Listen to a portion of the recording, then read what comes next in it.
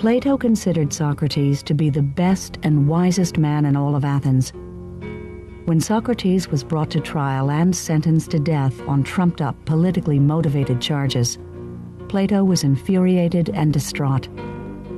Men are obviously ignorant of what justice means. Otherwise, Socrates would be universally acclaimed for his wisdom, not condemned to die.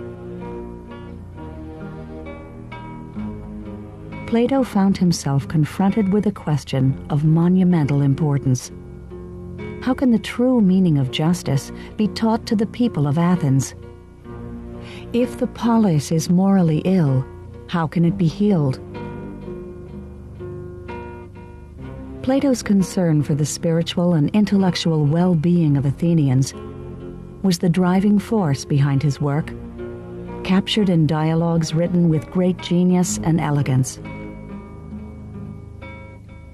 His work was to have a tremendous influence on the future of Western thinking, so much so that the English philosopher Alfred North Whitehead declared that all of Western philosophy is nothing but a series of footnotes to Plato.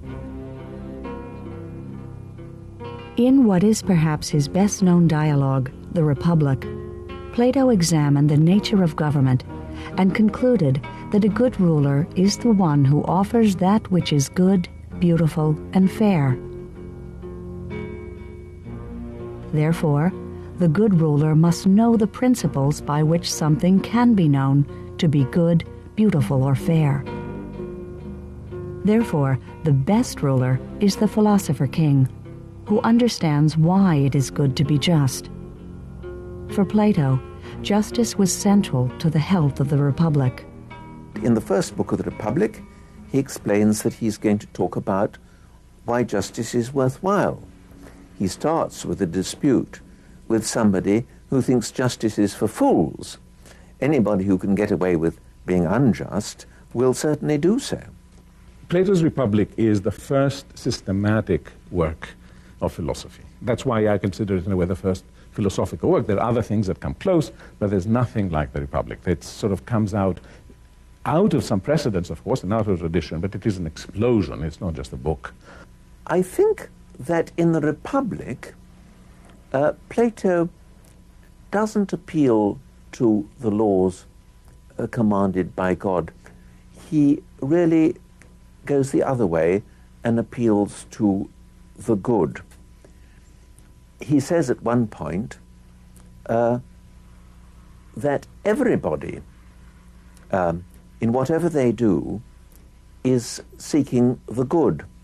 He doesn't mean by that everybody's seeking to be morally good. He means something much more plausible, that whatever you do, you see some good in it for you. Perhaps not moral good, perhaps pleasure or something quite different. But you're always after what you see as good. In Plato's metaphysics, there exist two worlds: that of physical objects, which we perceive with our senses, and the world of ideas, which we can grasp only through our intellect. Despite the evidence of the senses, the world of ideas is in fact the ultimate reality. This conception, known as Plato's theory of ideas, is the cornerstone of his philosophical system. Plato observed that objects such as tables, trees, and people inevitably and inexorably change with the passage of time. But he held that the idea of table, tree, and person outlasts all physical objects. Ideas are timeless, lucid, and more real than physical objects. According to Plato, for example, things are beautiful only if they participate in the idea of beauty. Beautiful things always pass away. But the idea of beauty, though manifested in beautiful objects, is eternal. Nothing ever is, but all things are becoming. Plato illustrated his metaphysical view of the world with his famous allegory of the cave. Here's the basic outline. He says, imagine a cave in which people are living, tied down so that they can't see behind them. They can only look at the wall of the cave and the back of the cave.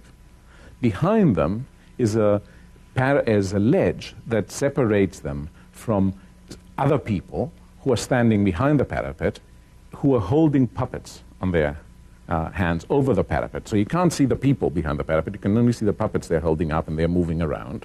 And behind the people with the puppets is a fire, so that the light is projected onto the back wall of the cave. The prisoners, the people who are chained in there, are seeing the shadows of the puppets.